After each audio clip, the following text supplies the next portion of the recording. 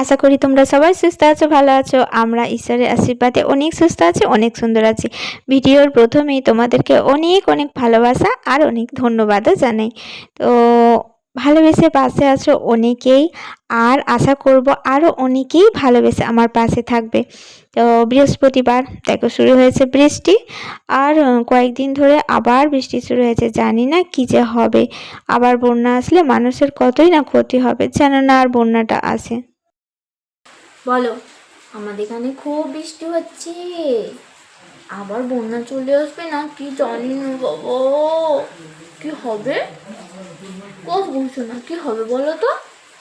খুব বৃষ্টি হচ্ছে, বলো খুব বৃষ্টি হচ্ছে জানো, কালকেও হয়েছে, আজকেও হচ্ছে বৃষ্টি, এখনো হচ্ছে। তোমার ভাত খাওয়া হয়ে গেছে তো? বলো, আমার ভাত খাওয়া হয়ে গেছে, আমি হাম করেছি, এবার একটু পাপার কাছে শোবো, কিন্তু ঘুমাবো, ঘুমবে না তো, ঘুমবে না। মাম্মা মাম্মা, ওইভাবে কে শুনতে পাচ্ছে? তোমরা শুনতে পাচ্ছ? দেখো কেমন বুদ্ধি কুহু। আচ্ছা ও সামনে না, এখানে বলো, বলো মাম্মা মাম্মা, বলো কানে কানে বলো, আমার কানে কানে বলো, আমার কানে কানে বলো মাম্মা মাম্মা। আরে পাপা বলো, দেখো পাপা, ওই পাপা বসে আছে তো, পাপাকে ঘুমিয়ে পড়েছিস?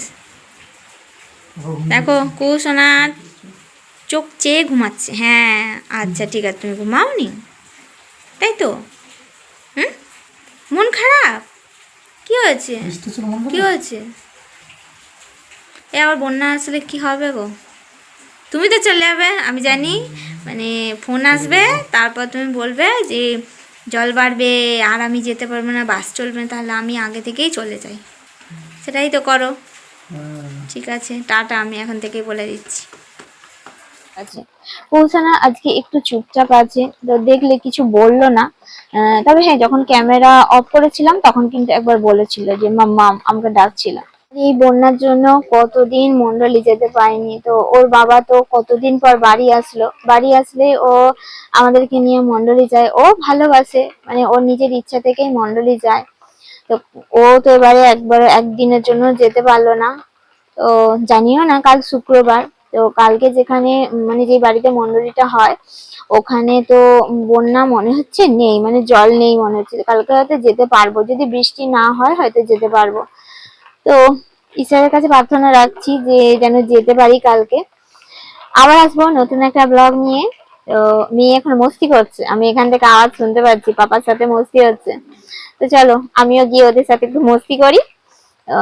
মেয়েকে টাইম তো দিতেই হবে, আসলে বাবা মা একসাথে, আমরা ওকে টাইম তো খুব কমই দিই। আর হ্যাঁ, একটা কথা, এবারে তো মানে একটা দিনের জন্য কোথাও বেরোতে পারলাম না। কালকে ওর বাবা বলছিল যে আমাদেরকে নিয়ে যাবে, মানে ওই একটু খাওয়া দাওয়া করতে আর কি, কিন্তু এত মেঘ ধরেছিল বিকেলে, তো আমি বললাম না, মনে হচ্ছে বৃষ্টি হবে, তো যাবো না, সেজন্য মানে যাইনি, ভালোই করেছি। তারপর আবার বৃষ্টি হচ্ছিল, আর আজকে তো যাওয়া হবেই না, জানিও না আর এবারে মানে যেতে পারবো কিনা, কারণ ওর বাবা তো আবার কাজে চলে যাবে।